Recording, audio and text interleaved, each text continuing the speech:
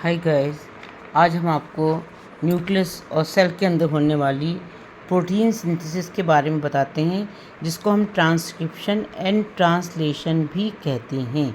इसके लिए हम क्या करते हैं गाइस, क्या हम आप सबको पता है कि हमारी बॉडी को कैसे पता चलता है कि बाल काले हो करने हैं, मसल्स बनाना है या खाना पचाने के लिए कौन सा एंजाइम चाहिए।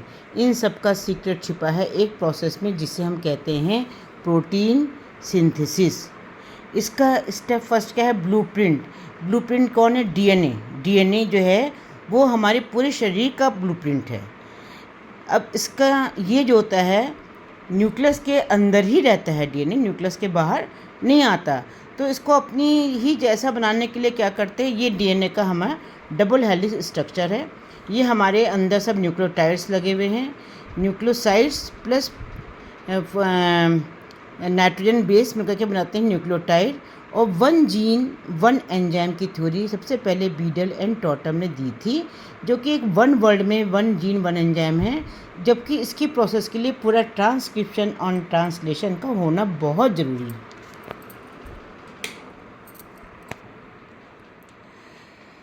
क्या होता है? सबकी शुरुआत होती है हमारे सेल्स के बॉस डीएनए। डीएनए क्या होता है? वो हमारे सेल का बॉस है।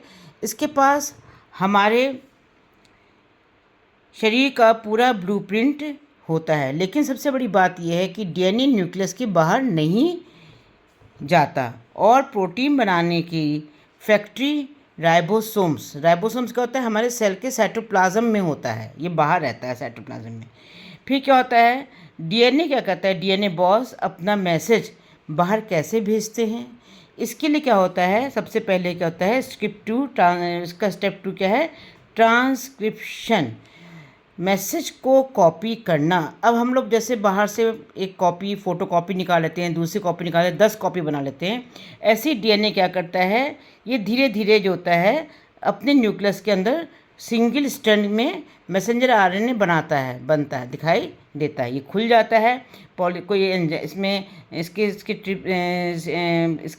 3 और 5 और 3 हेलिकल स्ट्रक्चर होते हैं, जहाँ पे कोई भी पॉलीमरेज इसका जो एंजाइम होता है, पॉलीमरेज एंजाइम जो होता है वहाँ पे आता है, तो उसको टच करता है और चेन जो होती है पूरी जिप की तरह से खुलती चली जाती है और एक मैसेंजर आरएनए की कड़ी बन जाती है। सबसे बड़ा स्टेप आता है ट्रांसक्रिप्शन, जो न्यूक्लियस के अंदर डीएनए के एक हिस्से की कॉपी करता है, पूरी कॉपी बनती है, जिसे हम फोटोकॉपी कहते हैं, जो कि हमारा मैसेंजर आरएनए होता है। मैसेंजर आरएनए डीएनए का मैसेज लेकर के न्यूक्लियस के बाहर निकल करके आता है और ये क्या करता है? ये पूरी चेन मैसेंजर आरएनए की डीएनए न्यूक्लियस के बाहर भेजता है। ठीक है, ये सेल है, ये हमारा न्यूक्लियस है। ये पूरा सेल के अंदर किस तरह से हमारी प्रोटीन बनती है ये पूरा दिखाया गया है। न्यूक्लियस के अंदर क्या होता है? डीएनए जो होता है ये होता है और इसमें क्या होता है? पॉलीमरेज एंजाइम अटैक करते हैं, तो ये चेन जिप की तरह से खुल जाती है और वहाँ से अपने ही जैसा ये जो होता है न्यूक्लियस के अंदर जो होते हैं एंजाइम्स और न्यूक्लियस के अंदर न्यूक्लियोसाइड्स होते हैं, वो अपने ही जैसा एक फोटोकॉपी मैसेंजर आरएनए की बनाता है। बाहर आकर साइटोप्लाज्म में क्या होते हैं? प्रोटीन बनाने की फैक्ट्री होती है, जो राइबोसोम्स कहते हैं। राइबोसोम्स के ये स्मॉल सेगमेंट्स, लार्ज सेगमेंट होता है, एक स्मॉल सेगमेंट्स यूनिट होती है। ये क्या होती है? ये राइबोसोम्स की प्रोटीन बनाने की फैक्ट्री होती हैं और मेड ऑफ ट्रांसफ़र आरएनए भी इसी से ही बनता है। और हमारे इस सेल के साइटोप्लाज्म के अंदर क्या होते हैं? बहुत सारे अमीनो एसिड्स बनते हैं, बहुत सारे अमीनो एसिड्स होते हैं और बहुत सारे ट्रांसफ़र आरएनए भी होते हैं, जिनको हमने इस तरह से दिखाया गया ट्रांसफ़र आरएनए को, जो एक एक अमीनो एसिड्स को लाते हैं और ये मैसेंजर आरएनए की चेन क्या होती है? पूरे इस राइबोसोम्स के अंदर पकड़ ली जाती है और इनके अंदर जो जिस तरह से न्यूक्लियोसाइड्स लगे होते हैं उसी के अनुसार जो 3 के कोडॉन जो होते हैं, ट्रांसफर आरएनए जो होता है वो उस तरह के अमीनो एसिड्स को लाता है और इसमें जा कर के इस तरह से बारी बारी से इसमें जोड़ता जाता है और डिफरेंट टाइप के अमीनो एसिड्स होते हैं, उसी के कोडॉन के हिसाब से जो जो इसमें नाइट्रोजन बेस होते हैं और न्यूक्लियोसाइड्स होते हैं, उसी के हिसाब से ये अमीनो एसिड्स को लाता है और जोड़ते चलाता है। पूरी एक तरह की इनमें पॉलीमरेज जो होती है प्रोटीन की एक लेयर बन जाती है और ये क्वाड हो जाती है। बाद में इनका दूसरा जो एंजाइम्स होता है वहाँ पे कट करता है और ये पूरी एंजाइम्स की पूरी प्रोटीन की चेंज होती है, इस तरह से बंद करके क्वाइल्ड हो जाती है और ये सेल के अंदर पूरी एक कोने में पड़ जाती है और ये प्रोसेस फिर से बार बार चलती रहती है। और इस तरह से हमारे क्या होता है, ये ट्रांसक्रिप्शन से यहाँ तक का डीएनए से जाकर के ये कहलाता है हमारा ट्रांसलेशन। इस क्रिया को कहते हैं हम प्रोटीन सिंथेसिस, ट्रांसक्रिप्शन से ट्रांसलेशन। मैसेंजर आरएनए से प्रोटीन बनने की पूरी क्रिया कहलाती है ट्रांसलेशन। और कई सारे प्रोटीन्स आपस में जुड़ करके एंजाइम बनाते हैं, जिसको कि वन जीन वन एंजाइम की थ्योरी बीडल एंड टॉटम ने दी थी।